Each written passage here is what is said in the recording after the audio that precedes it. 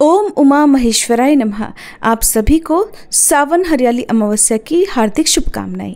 हरियाली अमावस्या पर खास तौर पर भगवान शिव और देवी पार्वती की पूजा करने से उनकी कृपा सदैव बनी रहती है और आज के दिन की गई पूजा पाठ से वे प्रसन्न होकर अपने भक्तों की हर मनोकामना को शीघ्र पूर्ण भी करते हैं। कुंवारी कन्याएं इस दिन भगवान शिव और देवी पार्वती की पूजा करती हैं तो उन्हें मनचाहा वर मिलता है। इसके अलावा सुहागिन महिलाओं को अखंड सौभाग्य की प्राप्ति होती है। जिन लोगों की कुंडली में काल सर्प दोष, पितृदोष और शनि का प्रकोप है, वे हरियाली अमावस्या के दिन शिवलिंग पर जलाभिषेक, पंचामृत या रुद्राभिषेक करते हैं तो उन्हें लाभ होता है। इस दिन शाम के समय नदी के किनारे या मंदिर में दीपदान करने का भी विधान है। मान्यता है कि अमावस्या के दिन चंद्रमा की शक्ति आकाश में क्षीण होकर जल में प्रवेश कर जाती है, तो ऐसे में सभी पवित्र नदियों के जल में दिव्य शक्तियों का वास हो जाता है। इसीलिए आज के दिन खास तौर पर गंगा जी में या अन्य पवित्र नदियों में स्नान करने के लिए कहा जाता है। यदि आपके लिए गंगा जी में जाकर स्नान करना संभव ना हो तो घर पर ही नहाने के पानी में गंगा जल मिलाकर स्नान करना चाहिए। और इस दिन हरियाली अमावस्या की यानी सावन अमावस्या की कथा भी पूजा करते समय जरूर सुननी चाहिए। तो आज मैं आपको सुनाऊंगी सावन अमावस्या की पौराणिक कथाएं। पहली पौराणिक कथा के अनुसार भगवान शंकर को पति रूप में पाने के लिए पार्वती जी बड़ी कठिन तपस्या कर रही थी। उस तपस्या से समाधि में लीन भगवान शिव भी विचलित हो गए। ऐसा माना जाता है कि हरियाली अमावस्या के दिन शंकर जी ने देवी पार्वती के कठिन तप की परीक्षा लेने के लिए सप्तऋषियों को उनके पास भेजा था। सप्तऋषि पार्वती जी के निश्चय की परीक्षा करने के लिए भगवान शंकर के बारे में झूठी झूठी बातें करने लगे। सप्तऋषि भगवान शंकर की आज्ञा से उस स्थान पर गए जहां देवी पार्वती कठिन तपस्या में लीन थी। वहां जाकर वे देवी से कहने लगे कि देवी, शंकर जी लज्जा को छोड़कर नंग धड़ंग कैलाश पर्वत और शमशान में भूत प्रेतों के साथ रहते हैं। उन्होंने अपने केशों को जटाजूट बना रखा है, कंठ में विष धारण किया हुआ है, मुंडमाल पहनते हैं, अंगों में चिता भस्म और सर्प लपेटे रहते हैं, भांग धतूरा खाते हैं, उन्मत्त होकर तांडव नृत्य करते हैं। उनके कुल, खानदान, माता पिता, पितामह, गोत्र, जाति आदि तक का कुछ पता नहीं है। वे खेती, व्यापार, अन्न, धन और घर से शून्य हैं। हे देवी, ऐसे में तुम्हारा निर्वाह उनके साथ कैसे होगा? वे तो उदासीन और काम के शत्रु हैं। उन्होंने पहले सती से विवाह किया और जब कुछ समय बाद देवी सती ने यज्ञ की अग्नि में खुद को भस्म कर लिया, उसके बाद से उन्होंने औघड़ रूप धारण कर लिया और खुद स्वतंत्र होकर ध्यान में रम गए। ऐसे वर को पाकर तुम्हें भला क्या सुख मिलेगा? वर के रूप में कुल, धन आदि जो कुछ भी गुण देखे जाते हैं, हे देवी, उन शंकर जी में तो एक भी गुण नहीं है। लोक में प्रसिद्ध है कन्या वरेते रूपम, माता वित्तम पिता श्रुतम, बांधवः कुलम इच्छन्ति, मिष्ठान्न मित्रे जनः। अर्थात वर के अंदर कन्या रूप, माता धन, पिता विद्या और बंधु बांधव अच्छा कुल देखना चाहते हैं, किंतु आम आदमी मिठाइयों पर नजर रखता है। अब तुम ही देखो, उस विरूपाक्ष अर्थात 3 नेत्रों वाले में इनमें से कौन सी बात है, कौन सा गुण है? इसलिए तुम उन्हें छोड़ दो और लक्ष्मीपति भगवान विष्णु को, जो वैकुंठ में रहते हैं, उन्हें अपना पति चुन लो। तब देवी पार्वती ने हंसते हुए सप्तऋषियों से कहा, हे ऋषियों, भगवान शंकर स्वयं अकिंचन हैं, किंतु संसार की समस्त संपत्तियां उन्हीं से उत्पन्न हुई हैं। वह भयंकर रूप हैं, फिर भी कल्याणकारी कहे जाते हैं। महादेव जी तो विश्वेश्वर अर्थात इस संपूर्ण विश्व के स्वामी हैं।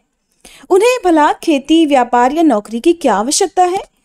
वे नंगे रहें, गज चर्म पहने या रेशमी वस्त्र से सुसज्जित हों, शरीर में सांप लपेटे या रत्नाभूषण, वे त्रिशूल खप्पर आदि ले या उनके शीश पर चंद्रमा चमकता रहे, इससे उनके विश्व के स्वामी होने में कोई अंतर तो नहीं रह जाता। मैं आप लोगों की कोई सीख नहीं सुनना चाहती हूँ। कृपया आप लोग अपने अपने स्थान को पधार जाइए। मैं भगवान शंकर के सिवाय किसी और को अपना पति कभी नहीं बनाऊंगी। तब देवी पार्वती के इस अटल निश्चय को जानकर प्रसन्न होकर सप्तऋषियों ने देवी पार्वती को अटल सुहाग का वरदान दिया। यह सुनकर सप्तऋषि देवी पार्वती की जय जयकार करने लगे और उन्हें अटल सुहाग का वरदान देकर वापस शंकर जी के पास चले आए। वहां आकर उन्होंने पार्वती जी की परीक्षा का पूरा विवरण सुना दिया। यह सुनकर शंकर जी बहुत प्रसन्न हुए और सप्तऋषियों को ये कहकर राजा हिमाचल के पास भेजा कि वे पार्वती जी को घर लाकर विवाह की तैयारियां शुरू कर दें। सप्तऋषियों ने शंकर जी का समाचार राजा हिमाचल को सुनाया तो वे बहुत प्रसन्न हुए। राजा हिमाचल अपनी पत्नी और अन्य सुहागिन स्त्रियों के साथ सज धजकर नाचते गाते हुए पार्वती जी के पास गए और फिर उन्हें अपने घर ले आए। राजा हिमाचल के घर नित्य उत्सव होने लगे, खुशियां मनाई जाने लगी और मिठाइयां बांटी जाने लगी। तभी से मान्यता है कि हरियाली अमावस्या का त्योहार भी मनाया जाने लगा। हरियाली अमावस्या पर भगवान शिव और देवी पार्वती की पूजा से कुंवारी कन्याओं को श्रेष्ठ वर की प्राप्ति और विवाहिताओं के सौभाग्य में वृद्धि होती है। इस दिन नदी या जलाशय में स्नान करके ब्राह्मणों को भोजन कराने से पितृगण भी तृप्त होते हैं। क्योंकि इस बार सावन अमावस्या सोमवार के दिन पड़ रही है, ऐसे में ये सोमवती अमावस्या भी रहेगी। अब सुनिए सोमवती अमावस्या की कथा। सोमवती अमावस्या के दिन सुहागिन महिलाएं भगवान शिव की पूजा करके अखंड सौभाग्य की कामना करती हैं और सोमवती देवी से आशीर्वाद मांगती हैं कि जैसे उनका सुहाग अखंडित रहा वैसे ही उनका भी सौभाग्य और सुहाग बना रहे। और इस अमावस्या के दिन सुहागिन महिलाएं पूजा करने के बाद जो व्रत कथा सुनती या पढ़ती है वो इस प्रकार है। पौराणिक कथा के अनुसार एक साहूकार के 7 बेटे और एक बेटी थी। उनके घर अक्सर एक ब्राह्मण भिक्षा मांगने आया करता था।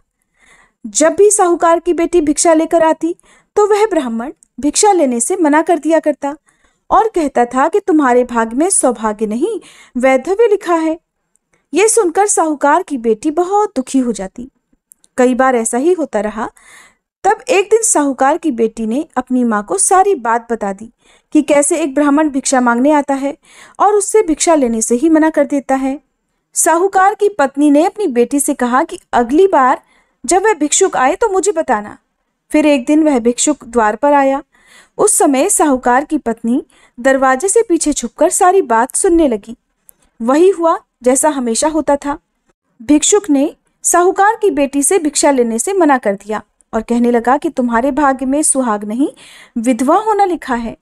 इस बात को सुनकर साहूकार की पत्नी दरवाजे की आड़ से बाहर आकर भिक्षुक से कहने लगी कि एक तो हम भिक्षा दे रहे हैं, ऊपर से आप हमें अशुभ बातें बता रहे हैं। ब्राह्मण ने कहा कि मैं जो कुछ भी कह रहा हूँ वो सच है। आपकी बेटी के भाग्य में ऐसा ही लिखा है। जब विवाह के समय आपकी बेटी फेरे ले रही होगी उसी समय सांप आकर इसके पति को काट लेगा और यह विधवा हो जाएगी। ब्राह्मण की ऐसी बातें सुनकर साहूकार की पत्नी दुखी हुई, लेकिन फिर ब्राह्मण से बोली कि अगर आपको ये पता है कि ये विधवा होगी तो आपको ये भी पता हो सकता है कि फिर इसके सुहाग की रक्षा कैसे हो सकेगी।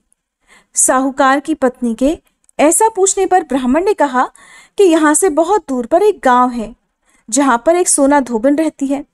वह हर सोमवती अमावस्या को व्रत रखती है, इससे उसका सुहाग अटल है। अगर वह आकर अपना सुहाग आपकी बेटी को दे देगी तभी इसका वैधव्य टल सकता है। ब्राह्मण की बात सुनकर साहूकार की पत्नी ने ब्राह्मण का धन्यवाद किया और वह सोना धोबन की खोज में निकल पड़ी। एक दिन बहुत तेज धूप के कारण पीपल की छाया में बैठकर आराम कर रही थी। तभी उसने देखा कि एक सांप आया और उस पीपल के पेड़ पर गरुड़ के बच्चों को खाने के लिए चढ़ने लगा। साहूकार की पत्नी ने देखकर उस सांप को मार दिया और गरुड़ के बच्चों की रक्षा की। इतनी ही देर में गरुड़ भी वहां आ गया और देखा कि आसपास खून ही खून फैला हुआ है। गरुड़ को लगा कि साहूकार की पत्नी ने ही उसके बच्चों को नुकसान पहुंचाया है, इसलिए गरुड़ ने चोंच से उस पर हमला कर दिया। लेकिन फिर साहूकार की पत्नी ने किसी तरह उसे रोका और बताया कि उसने तो उसके बच्चों की रक्षा की है। गरुड़ ने जब इस सच को जाना तब कहने लगा कि तुमने मेरे बच्चों की रक्षा की है, इसलिए बताओ कि मैं कैसे तुम्हारी सहायता कर सकता हूँ। साहूकारनी ने तब गरुड़ को बताया कि वह सोना धोबन की तलाश में निकली हुई है, अगर वह उसे वहां तक पहुंचा दे तो बड़ा उपकार होगा। फिर साहूकारनी को गरुड़ ने सोना धोबन के गांव में पहुंचा दिया। सोना धोबन के 7 बेटे और बहुएं थीं, लेकिन बहुओं में घर के काम को लेकर कहासुनी बहुत हुआ करती थी। साहूकारनी को एक उपाय सूझा और वह हर रात जब सभी लोग सो जाते तो सोना धोबन के घर में चुपके से चली जाती और घर का सारा कामकाज करके निकल आती। कई दिनों तक ऐसा ही चलता रहा। तब एक दिन सोना धोबन ने सोचा कि अब मेरी बहुएं आपस में कहा सुनी भी नहीं करती और घर का सारा कामकाज भी हो जाता है। आखिर ऐसा करता कौन है? ये सब जानने के लिए सोना धोबन चुपकर बैठ गई और सब कुछ उसने अपनी आंखों से देख लिया। काम करके जब साहूकारनी जाने लगी तब धोबन ने उसे पकड़ लिया और पूछने लगी कि तुम कौन हो और यहाँ इस तरह मेरे घर का काम करके क्यों चली जाती हो?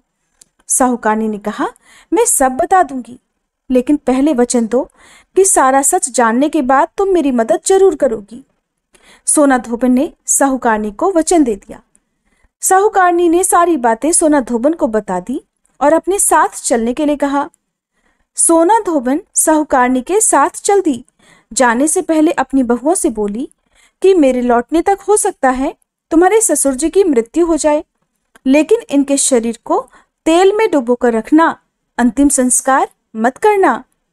सोना धोबन इस प्रकार चलते चलते साहूकारनी के घर आ गई और जब साहूकारनी की बेटी का विवाह हो रहा था तब फेरों के समय एक सांप लहलहाता हुआ चला आया। सोना धोबन ने उस सांप के आगे दूध और लावा रख दिया। जैसे ही वह सांप दूध पीने लगा कि सोना धोबन ने उस सांप को एक पिटारी में बंद कर दिया और फिर साहूकारनी की बेटी से कहने लगी कि अब तक मैंने जितने भी सोमवती अमावस्या का व्रत रखा है उन सभी का पुण्यफल मैं साहूकारनी की बेटी को देती हूँ। इसके बाद साहूकारनी की बेटी का वैधव्य टल गया और वह सौभाग्यवती बन गई। इधर सोना धोबन ने पकड़े हुए सांप को दूर जंगल में ले जाकर छोड़ दिया। फिर सोना धोबन अपने गांव लौटने लगी। तब एक दिन रास्ते में ही सोमवती अमावस्या पड़ गई। सोना धोबन ने इस दिन व्रत रखा और पीपल की पूजा की, कथा का पाठ भी किया। इसी बीच घर में सोना धोबन के पति की मृत्यु हो गई थी। जब वे वापस अपने घर लौटी तब उसने अपने रास्ते में किए हुए सोमवती अमावस्या का पुण्य अपने पति को दे दिया। इससे उसका मरा हुआ पति फिर से जीवित हो उठा। लोगों ने जब सोना धोबन से पूछा कि तुमने अपने मरे हुए पति को कैसे जीवित कर लिया, तब उसने बताया कि उसने सोमवती अमावस्या के व्रत के प्रभाव से अपने पति को जीवित किया है। तब से उस गांव की सभी सुहागिन महिलाएं भी अपने अपने पति की लंबी आयु की कामना से सोमवती अमावस्या का व्रत रखने लगी। हे अमावस माता, जैसे आपने साहूकारनी की बेटी और सोना धोबन के पति की रक्षा की, जैसे उनका सुहाग अमर किया, इसी तरह इस कथा को कहने सुनने और हुंकारा भरने वाली सभी सुहागिन महिलाओं के सुहाग की रक्षा करना, सभी का सुहाग अटल रखना। प्रेम से बोलिए अमावस माता की जय। ये थी हरियाली अमावस्या के दिन सुनी जाने वाली कथाएं। अगर आपको वीडियो अच्छी लगी हो तो प्लीज़ लाइक करना मत भूलिएगा।